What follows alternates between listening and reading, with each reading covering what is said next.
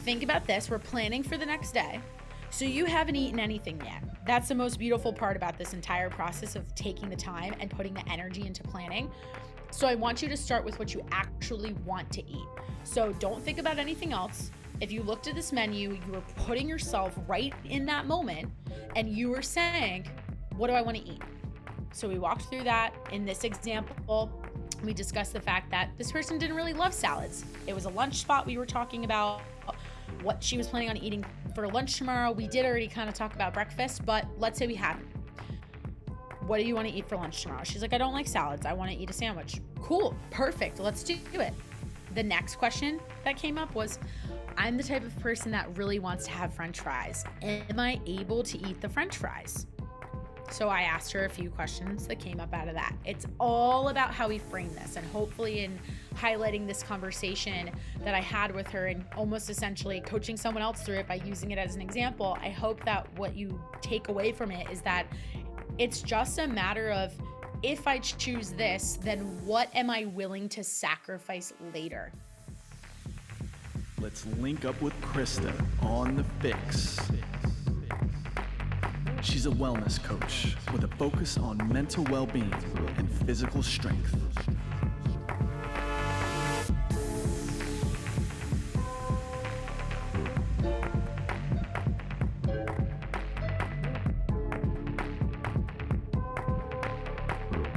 What is up, everybody? Welcome to episode 44 of The Fix. As always, I am your host, Krysta Huber, and I am rocking along with all of these solo episodes. I hope you guys are enjoying them. I mentioned last week that I'm starting to feel a little bit more confident with them, and hopefully you're seeing the value from these episodes just as much as you see value from all the incredible guests that I have the opportunity to interview on a regular basis.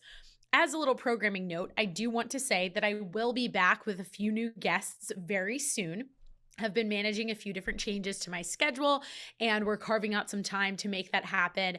I'm excited to be partnering with a few other brands and getting some of their founders and main people who are a part of their companies and launching them and getting them off the ground, different products, services, and all those sorts of things that totally align with the Fitness Fix brand. And just wanted to share that we have a bunch of exciting things coming your way. For today's episode, I was actually inspired by a client conversation that I had this morning with an amazing client of mine who I've only had the pleasure of working with for the past 8 weeks or so, and she's crushing it. In that time, she's lost nearly 10 pounds. In the fitness world, there's so much emphasis on how much weight can you lose and how quickly can you lose it. And really, us nutrition coaches out there who try to encourage our clients to move away from the scale, look at other biofeedback, I still like to give them some kind of reference point.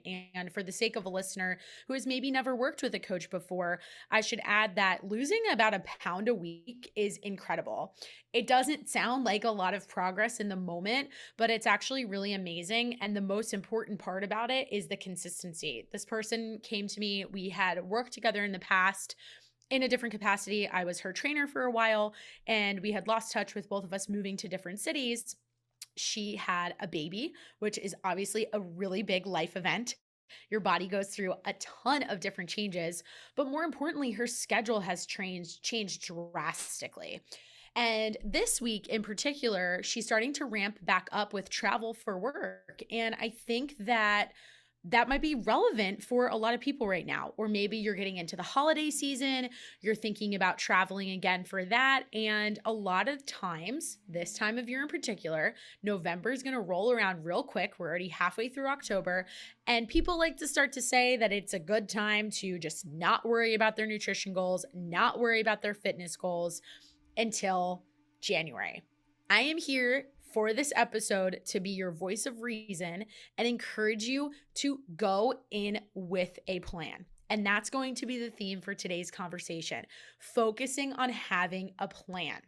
Now, if you're listening to this episode as soon as it drops on Thursday, October 21st, 2021, we are only like 10 days away from Halloween. For anybody out there who's a sucker for some Halloween candy, I feel like this is kind of around the time when that downward spiral can tend to hit for people with the holidays rolling in, and then Thanksgiving comes and it's like all bets are off. Well, this episode is the episode to help you avoid that trap that you may fall into year after year. So I don't want to hear any excuses. I don't want to hear I'm traveling, I'm doing this, my schedule's different, I'm doing that. I'm going to help you better navigate this situation. And using this example of this amazing client who took it upon herself to schedule extra time to chat with me, leading into a work trip where, guess what? She knew all the restaurants she was eating at. And that put us in a position to help develop the plan. So what I wanted to do for this chat today is actually walk you guys through basically what that conversation was that we had, what we talked about, some different things that kind of came up, some really great questions that she asked that I'm sure that if you personally have not worked with a coach before, or you have, maybe they're on your mind, you don't have anyone to ask it to, and that's exactly how we're going to do this one. So here we go. So setting the scene a little bit more. This client in particular, like I said, about to leave for a work trip. She's going to be gone for about 3 days. And the first thing we talked through, I said to her, okay, tell me your exact schedule. Lay it all out. When are we eating? What other events do you have going on during this trip? And this may sound like a weird question, but the number one question I always start off with for any client who's dealing with a travel situation is, what meals are you eating by yourself? Now it might be like, well, why does that matter? Here's why it matters. Most of the time, I should say all of the time, 100% of the time, the meals that we eat by ourselves are actually the meals where we can execute the most control. And what I mean by that is, if you think about, let's say most people, if I had a guest, they're going on a work trip, you might eat breakfast by yourself. Maybe you have like a conference that you're going to, it kicks off at 9 a.m., whatever. And in the morning, you're in your hotel, you're running downstairs, you're grabbing something right in the hotel lobby, or maybe you're going to Starbucks or something like that. Maybe it's this grab and go situation, could be with other people, but it's a little more flexible than, say, sitting down in a restaurant. Those are the best opportunities to kind of basically put yourself in a spot where you're like, is this the best meal that I'm ever going to have in my life? And is it going to be my favorite thing to eat? No. What is it going to do? Check the box for the nutrients that I will likely fall short on because I am traveling. And the nutrient that you are likely going to fall short on because you are traveling, if you've never paid attention before, you may not realize it, is protein. Why is that the case? Because chances are you're not eating as many meals throughout that travel. Maybe you're only having like a breakfast, a lunch, and dinner. A lot of the people that I work with tend to eat 4 to 5 meals a day. I like to avoid the word snack because I think it implies a smaller meal, whereas a lot of times meal 2 has just as many calories, a solid amount of macronutrients as meal 1, 4, or 5. So you eliminate those situations. You don't have time to kind of munch on something in between meetings or when you're getting off Zoom, you're in the comfort of your own home. The scenario is different. You will fall behind on protein. So how do we navigate that? First step, like I said, focus on the meal that you're eating by yourself. In most cases, I think a lot of people could say, again, that that's breakfast. So what did I suggest for this person to do? I said to her, go to Starbucks, get something like feed egg bites. Is it a ton of protein? Is it as much protein as you could have had if you made this awesome omelet at home? Of course not. But it is another 10, 15, hopefully 20 grams that you would not have gotten otherwise. And it's 20 grams closer to being pretty solid, which is better than just saying, screw this, and letting it all go and acting like you're just going to pop all your tires after you messed up one. I might have shared this analogy on last week's episode, but if I didn't, it's totally relevant in this example. I often find that when someone puts themselves in a situation that's kind of outside their norm, their routine is different, they always look for this all or nothing mindset excuse that leads into a situation where they say, oh, you know what? I didn't have that best meal and I ate like something that was totally quote unquote not in my plan. I'm so off on following my macronutrient numbers. So I'm just going to say F it and I'm going to eat whatever I want for the rest of the day. What that is equivalent to is if you got a flat tire, you're on the side of the road, and instead of calling AAA, you decide to pop all 3 of your other tires. I think anybody listening to this can agree that that would not put you in a better off situation. It would put you in a much worse off situation than if you just moved on from that one meal that wasn't your best and tried to get, I hate using this term because I feel like it's not that adequate, but get back on track for those other remaining meals. It's not that you fell off. And I'm going to go into that in a second. But to really harp on this point of focusing on the meals that you're eating alone, keep them basic. The other piece to that is bring things with you. You can actually take a decent amount of food through the airport, pick up things in the airport. I think a lot of people have a little hesitation around this because they've never tried it before. And there's so many rules these days with TSA that you would rather err on the side of caution and just not deal with it at all.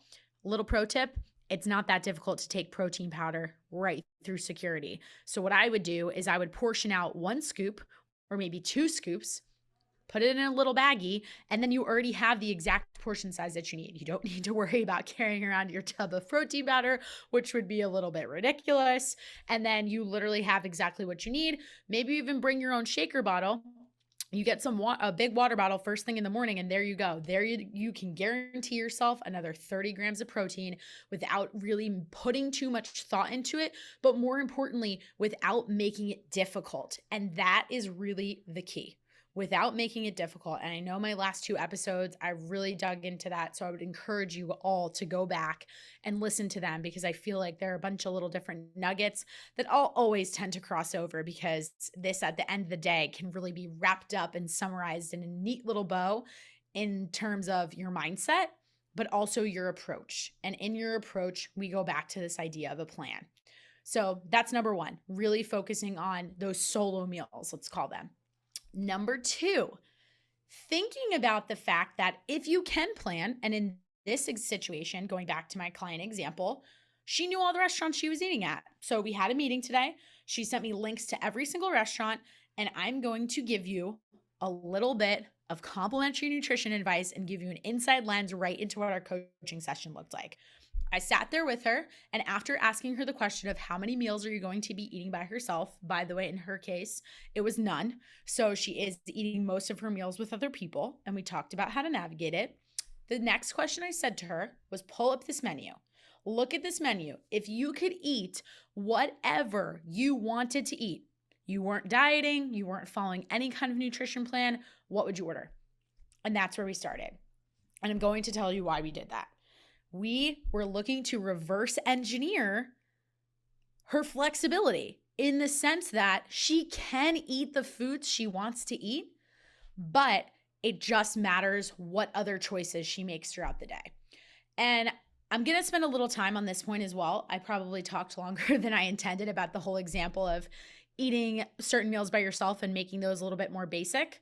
But I think this one is really important because this doesn't just apply to travel. It can apply to holidays. It can apply to eating out in general. It can apply to you just tapping into and listening and accepting your food cravings.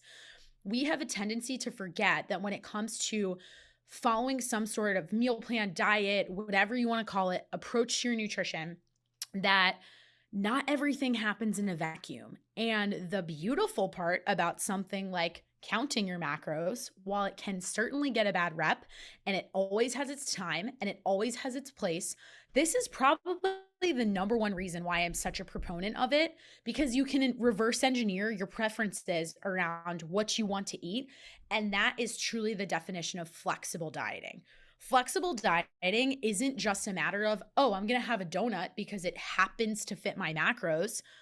What does that even mean, fitting your macros? It means, do you have quote unquote room in your bank of your macronutrient categories, your protein, your carbs, and your fats, to be able to enjoy this meal and not go over a certain amount of macronutrients, which ultimately puts you over a certain amount of calories. It's just another way of looking at your food. And the idea of flexibility has probably gotten a little bit perverted over the years because there are people on Instagram showing you pictures of like, hey, look at this cheeseburger and fries and this milkshake and all these other things that I ate that I was able to consume, but still somehow also have a 6-pack. Guess what? Here's a little secret. What they didn't show you, and this goes to my point of not everything happens in isolation. Not that one meal doesn't happen inside of a vacuum.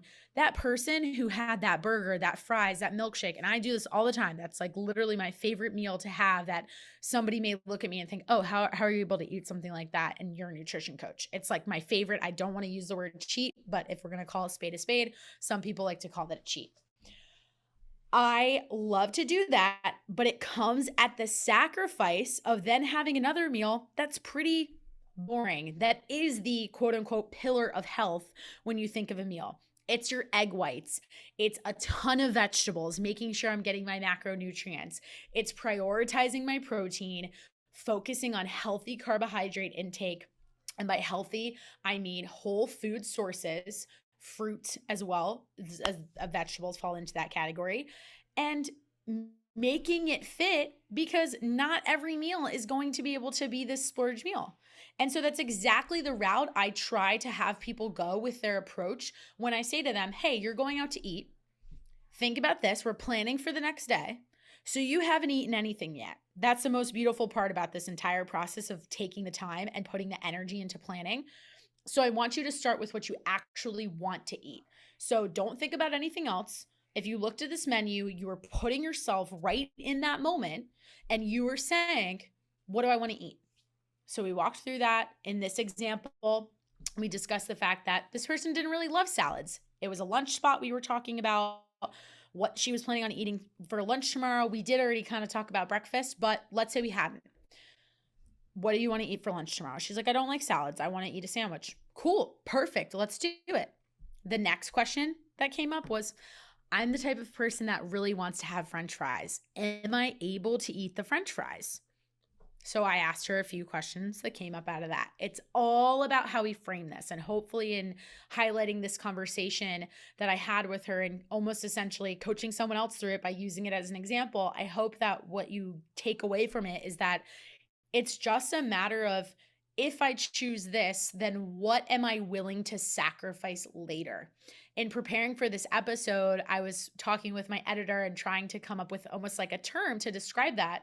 And what he said to me at first, I had to process it for a second, but now that I've thought about it, it does make a lot of sense. It's almost like delayed sacrifice. And in the sense that you want to have those French fries, cool, go for it. Have the French fries. And while you're at it, if you want to have the French fries and you also want to have the bun on your sandwich, you do you. You don't need to follow those typical diet tips of like eliminate the bread, get rid of those carbs, have like lettuce wraps as a burger instead of having that bun. If you want that bun, you go for that bun. It just means that later on, or maybe even earlier in the day, you are going to have to sacrifice something else. So the French fries at lunch may then mean, let's go pull up the restaurant menu for the dinner spot you're going to. Oh, there's something on there that we looked at a chicken dish, I think, and it had potatoes in it. So all we had to do was have a conversation and kind of think strategically. Again, nothing happening in a vacuum. We're not eating any of these foods in isolation. It all fits into the bigger picture of what else you're eating that day. And so I said, if we have the French fries at lunch, then we're going to skip those potatoes at dinner. Or maybe we even ask at the restaurant, hey, like I see that you have a side of broccoli. Could I have that instead? There's always swaps. There's always options. And it's really important that when you're trying to navigate your health from a place that is not restrictive, that you think about things as analogies I love to use, puzzle pieces, Tetris. That's a really big one. You're just playing this giant game of Tetris and you're trying to figure out how to get all these pieces to get put together. And for those of you out there who did play Tetris when you were younger, the speed factor, as you started to get closer and closer to the top of the Tetris board, the pieces would move quicker and you didn't have as much time to make a decision. I'm going to take that analogy a little bit further and equate it to the person who doesn't have a plan. If you don't go into this restaurant, in this person's situation, if she chose not to have this conversation with me, it's not to say that she couldn't have figured it out. But I don't know about you guys, anytime I've been focusing on my diet, I get a little bit of anxiety of going into the restaurant and trying to make my decision. I'm also there to socialize with friends and family members. I'd much rather just know exactly what I'm going to eat by having had my plan, by doing my research beforehand and looking up the menu. It's 2021. There's no reason why we can't look up the menu. And I mean, at this rate, we're being encouraged to use QR codes to pull up the menus on our phones anyway. So you seriously have no excuse with the way the restaurant industry has changed in the last year. All that said, is it's kind of like that point in Tetris where if you don't make the decision ahead of time and you don't at least have some sort of loose plan that you know you could adjust, you are going to put yourself in a spot where you don't have the opportunity to really think about that decision, to really be thoughtful and say to yourself, okay, I had this earlier today. I'm aware of what else I ate. How does this all fit together? And maybe if you get lucky, the puzzle piece will slide into the exact spot and you won't lose anything and you'll clear that row in that Tetris game. But chances are you're not setting yourself up for success. And my number one goal for anybody that I ever work with, for anybody that listens to my content, I want you to leave a conversation. I want you to finish listening to one of these episodes feeling like, okay, I can put myself in a spot that makes me a little bit more successful, even if it's only 2%, even if it's 1% more successful, even if only that next meal that I have in the hour after I listen to this podcast episode, maybe I made a slightly better choice than I would have had I not listened to it, then I feel like I did my job and accomplished the goal of the message that I'm trying to share. So we talked through different meal options. We got into the nitty-gritty and looked at the details of specific items at specific restaurants where she was planning to eat. And then from there, another great question that I loved and wanted to share as a part of this episode was, okay, I have one more day. I'm actually going to visit a family member. And to be honest, I don't really have a plan yet. I'm not sure where I'm going to eat. So in general, give me, Krysta, your best advice on how I would navigate that situation. There are so many different ways to answer this, but I'm going to stick to the initial answer that I gave that popped right into my head.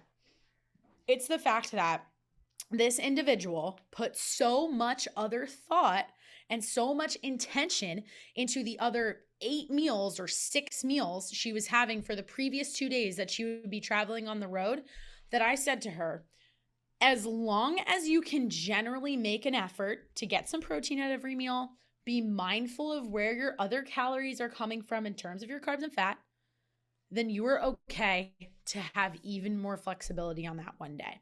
You're not traveling that entire day. You'll be home for dinner. So again, going back to that delayed sacrifice concept, if there's something that catches your eye when you are at brunch or whatever it is before you get on the plane, have that thing, have that food.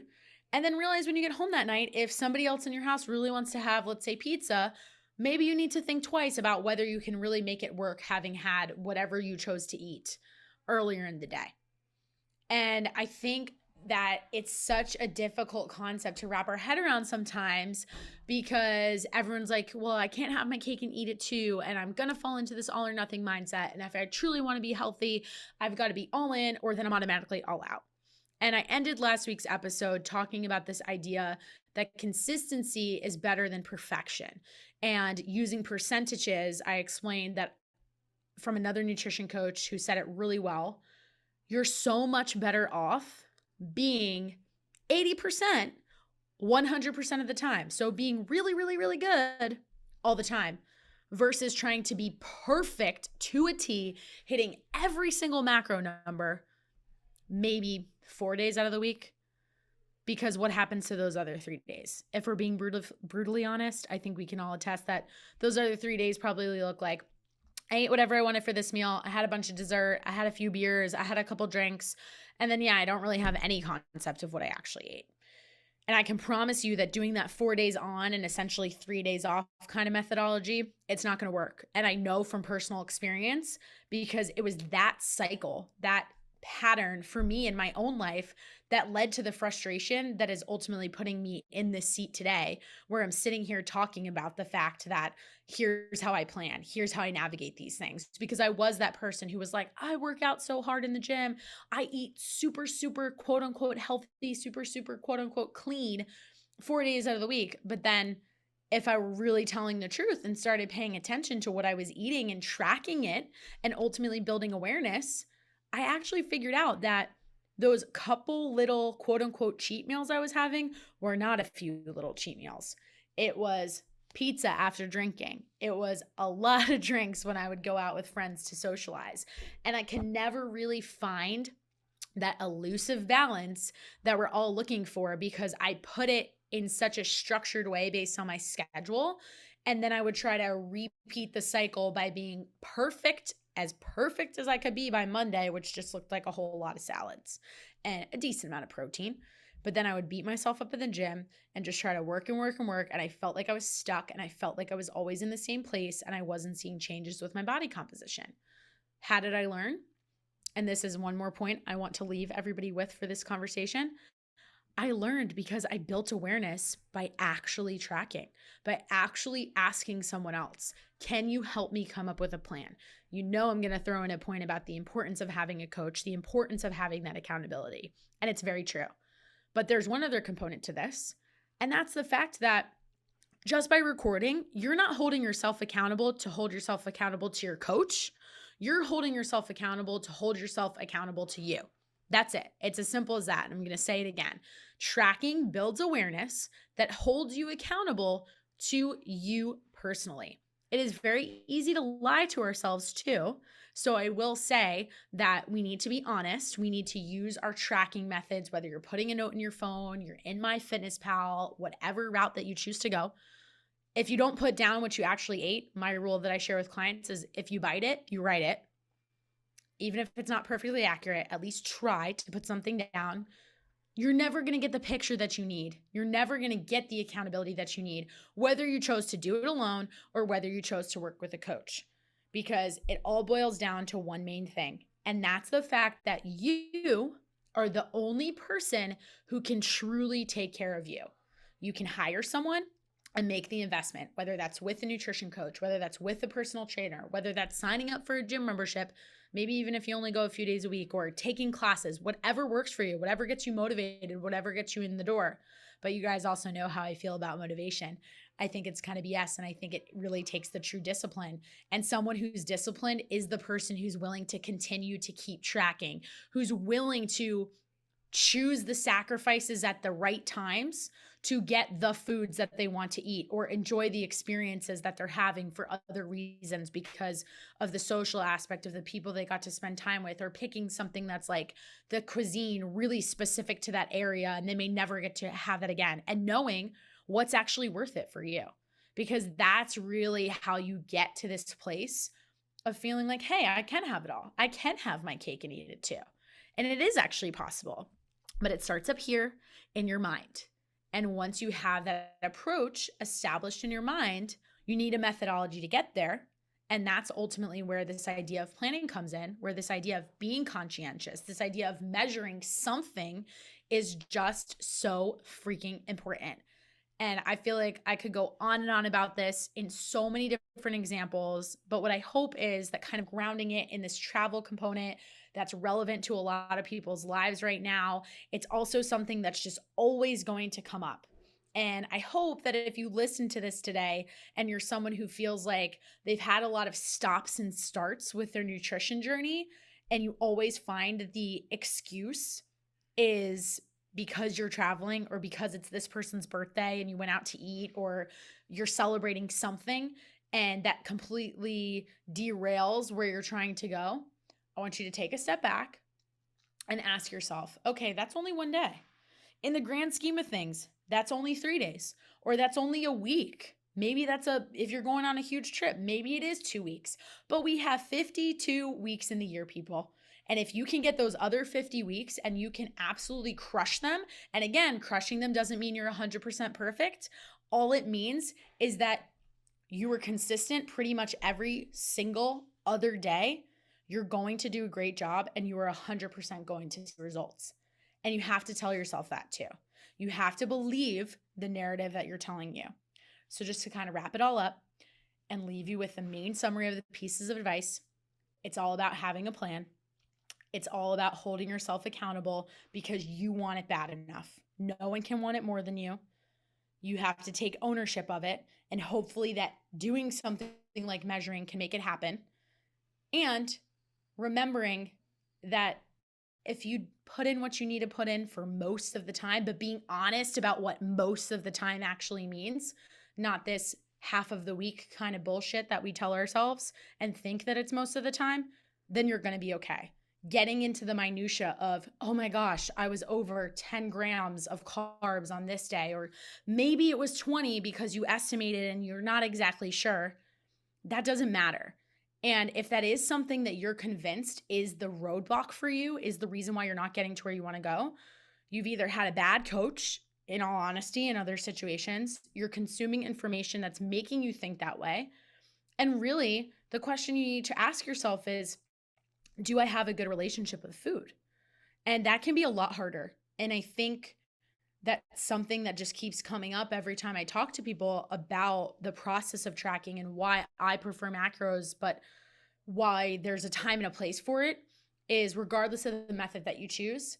What makes this tough is that it's very vulnerable. You are actually examining your habits and your behaviors, and you're peeling back the layers of the onion, and you're looking for things that you don't do right, right? You're looking for things that you do wrong, because if you did them right, you wouldn't be in the situation where you're really not truly happy with how you look, or maybe your biofeedback in terms of your sleep quality, or maybe your workouts aren't feeling great, or maybe you had a conversation with your doctor and they were a little concerned about your blood work. Whether it's vanity or whether it's like truly health markers that are cause for concern, I don't care what your motivation is.